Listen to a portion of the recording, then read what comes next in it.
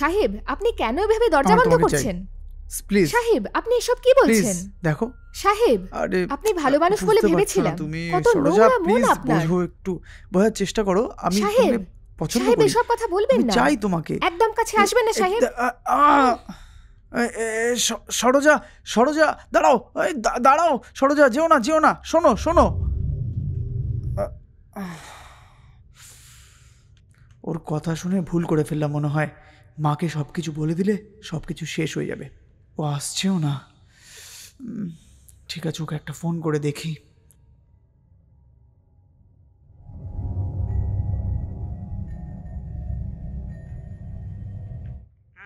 সরোজার সঙ্গে কিছু করতে চেয়েছিলাম। হ্যাঁ, তারপর কি হলো? তখনই ও আমাকে ধাক্কা মেরে চলে গেল। তারপর এখন যদি মাকে ফোন করে সব বলে দেয়, আমি কি হবে?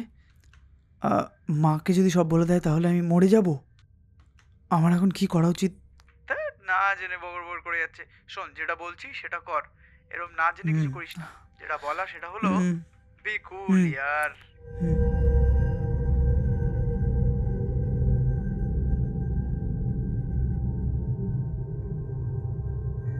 হ্যালো, বলো বাবা, কেমন আছো তুমি? হ্যাঁ মা, আমি ঠিক আছি মা।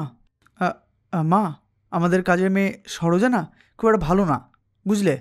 কেন বাবা, এমন কেন বলছো তুমি? ঠিক বলছি মা। ওর চালচলন আমার একদম ভালো লাগছে না মা। সবসময় আমাকেই দেখে যাচ্ছে ও। আজকে এসে জবরদস্তি আমাকে ধাক্কা দিল। এরম ভুল করছে বলে আমি ওয়ার্ন করেছি। তুই কাজের দরকার নেই বলে বাইরে চলে গেছে। ঠিক আছে ঠিক আছে, ছাড়ো, বাদ দাও। আমি আছি তো, আমি দেখে নিচ্ছি। ঠিক আছে তো, তুই টেনশন নিস না। তুই ফোন রাখ, আমি দেখছি। টেনশন করিস না।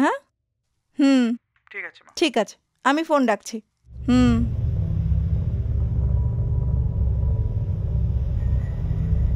হ্যাঁ মা, আমি আপনাকে ফোন করতাম।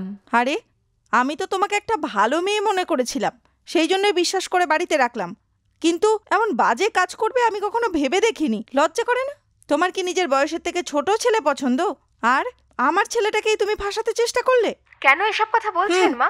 এরপরে যদি তোমাকে আমার অ্যাপার্টমেন্টের কাছে দেখি, তবে 1 মিনিট শুনুন। আমি কি করব আমার নিজেই জানি না। এরপর আর কাজে আসবে না। মা, আসলে ব্যাপারটা। কথা বলো না। ছি, শেষে আমাকেই দোষী বানালো।